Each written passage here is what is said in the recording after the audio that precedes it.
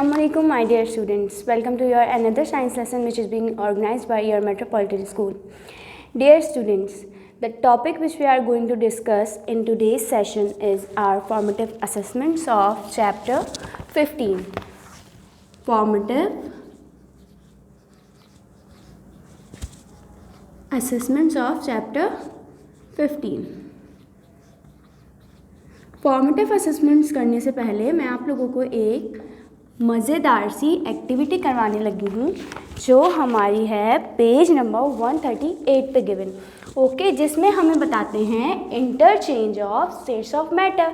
अब interchange of states of matter क्या है ये हम यहाँ पे देखते हैं. What is interchange of states of matter. तो हमारे पास आता है first ice, water and water vapors. First ice, then water, फिर water vapors. अब इनका इंटरचेंज स्टेट जो है वो क्या है, ये हमें ये इंटरचेंज स्टेट्स बताती हैं कि जब हम आइस को मेल्ट करते हैं तो वो वाटर बन जाता है और जब वाटर को फ्रीज करते हैं तो वो आइस बन जाता है. तो इनका इंटरचेंजेबल रिलेशन है. फिर वाटर और वाटर वेपर में क्या इंटरचेंजेबल रिलेशनशिप है, इनमें ये रिलेशन है कि जब हम वाटर को हीट प्रोवाइड करेंगे तो वो वाटर वेपर्स बन जाएंगी. जब वाटर वेपर्स को फ्रीज करेंगे या उसको कूल करेंगे तो वो वाटर में कन्वर्ट हो जाएगी. तो ये एक इन तीनों का आपस में interchangeable of states of matter है, स्टेट का चेंज होना. ओके, ये छोटा सा हमारा एक टॉपिक था. Now come to our point which is our formative assessments. First of all हम करेंगे पेज नंबर 140 पे हमारे true and false. Take out your books, open page number 140. Also take out your pencil. Now, first statement हमें कहता है gases expand on heating. अब ये false है या ट्रू.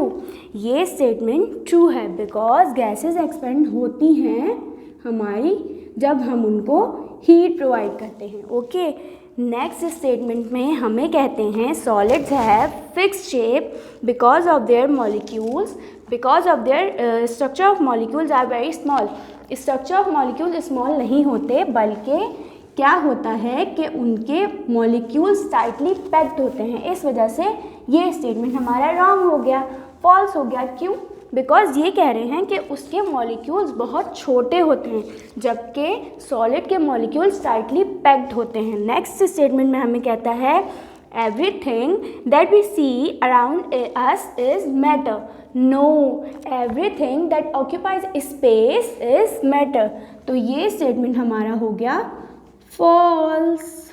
फोर्थ वन में क्या कह रहे हैं, फोर्थ वन में कहते हैं shapes of solid can not be changed. क्या हम सॉलिड की शेप को चेंज कर सकते हैं?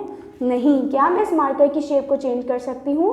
ये सॉलिड है, इसकी शेप को चेंज नहीं कर सकती. तो ये स्टेटमेंट हो गया ट्रू बिकॉज हम सॉलिड की शेप को चेंज नहीं कर सकते. Now come to our next point. ये कहते हैं evaporation is the change of a liquid into a gas. क्या इवेपोरेशन में हम लिक्विड को या वाटर को गैस में कन्वर्ट कर रहे थे? हमने प्रीवियसली डिस्कस किया था इवेपोरेशन का टॉपिक. तो उसमें हमने आपको बताया था कि इवेपोरेशन वो प्रोसेस होता है जिसमें वाटर गैस में या वाटर वेपर्स में कन्वर्ट हो जाती है. तो ये हमारा स्टेटमेंट ट्रू है. फिर हमारे पास नेक्स्ट स्टेटमेंट कहता है ice is formed by the condensation of liquid water. No, condensation का प्रोसेस ये था कि जब हम वाटर वेपर को कूल कर रहे थे तो वो वाटर में कन्वर्ट हो रहा था. जबकि इस स्टेटमेंट में ये कह रहे हैं ice is formed by the condensation of liquid. Ice is formed by the freezing of liquid water. तो ये हमारा स्टेटमेंट हो गया फॉल्स. ओके, फिर हमारे पास हमारी नेक्स्ट एक्सरसाइज आती है हमारे fill in the blanks. Fill in the blanks. Fill in the blanks on page number 140. Okay, first in the blanks statement है when we dash water it change into ice. हम water को क्या करते हैं? क्या हम वाटर को evaporate कराते हैं? क्या हम उसमें कंडेंसेशन कराते हैं? नो, जब हम वाटर को फ्रीज करवाएंगे तो वो हमारा आइस में कन्वर्ट हो जाएगा। क्या करवाएंगे? फ्रीज करवाएंगे तो वो आइस में कन्वर्ट हो जाएगा। Next statement is the arrangement of dash decides the 3 states of matter. What, क्या चीज़ है जो स्टेट्स को डिफाइन करती है? मॉलिक्यूल्स की अरेंजमेंट। किसकी arrangement? Molecules. The arrangement of molecules decide the state of matter. Now our third statement, molecules are more tightly packed in dash than liquid. क्या gas के मॉलिक्यूल टाइटली पैक्ड होते हैं? नहीं, molecules of solid are tightly packed than liquid. फिर हमारा next point है ice dash to form water. Ice क्या होती है? फ्रीज होती है कि वाटर फॉर्म होता है या इवेपोरेट होती है? No, ice melts. जब आइस को मेल्ट करवाते हैं, उसको हीट प्रोवाइड करते हैं, तो हमारी वाटर फॉर्म होता है। नेक्स्ट पॉइंट में, फिफ्थ पॉइंट में कहते हैं matter expands on dash. Matter expands on freezing और evaporation? No, matter expands on heating. Matter को जब हम, कोई भी मैटर है, सॉलिड हो, लिक्विड हो या गैस हो, जब हम उसको हीट प्रोवाइड करते हैं तो वो अपनी स्टेट चेंज कर लेता है। सॉलिड जो है वो भी चेंज करता है, वो भी एक्सपेंड होता है, लिक्विड भी चेंज कर लेते हैं स्टेट को, और गैसेस भी जो है हमारी वो कंप्रेस हो जाती हैं। ओके, नेक्स्ट हमें कहते हैं सिक्स्थ वन स्टेटमेंट है हमारा a dash can not flow from one place to another. Liquid flow करता है, गैस जो है वो हमारी पूरे इन्वायरमेंट में जो है स्प्रेड हो जाती है, तो हमारा क्या रह गया? हमारा सॉलिड जो है वो फ्लो नहीं करता। Solid can not flow from one place to another place. Now seventh statement है हमारा dash is the change of dash into a gas. कौन सा ऐसा प्रोसेस है जो हमारे किसी भी सॉलिड हो या लिक्विड, दोनों में से कोई एक चीज़ है जिसे गैस में कन्वर्ट करता है? अब सॉलिड तो गैस में कन्वर्ट नहीं हो सकती ना, तो हमारे पास है लिक्विड। लिक्विड हमारा गैस में कन्वर्ट होगा, तो हमारा प्रोसेस जो है वो है इवेपोरेशन।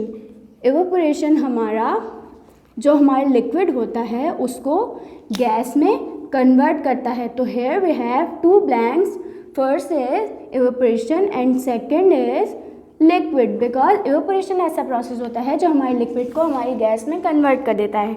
नाउ लास्ट स्टेटमेंट है हमारा 8th statement dash changes liquid into ice, liquid into solid. Solid और आइस भी सॉलिड है, तो हमारे पास ये स्टेटमेंट कह रहा है कि कौन सा ऐसा हमारा प्रोसेस है जो हमारे लिक्विड को हमारी आइस में कन्वर्ट करे, तो हमारी freezing. The process of freezing converts our liquid water into ice. Process of freezing. So हमारा ये छोटा सा ही वर्किंग है। अब मेरे पास आप लोगों के लिए एक टास्क है ऑन पेज नंबर 141 पे। तो ये आप लोगों को अपनी बुक में कंप्लीट करना है और अपनी टीचर्स को चेक करवाना है।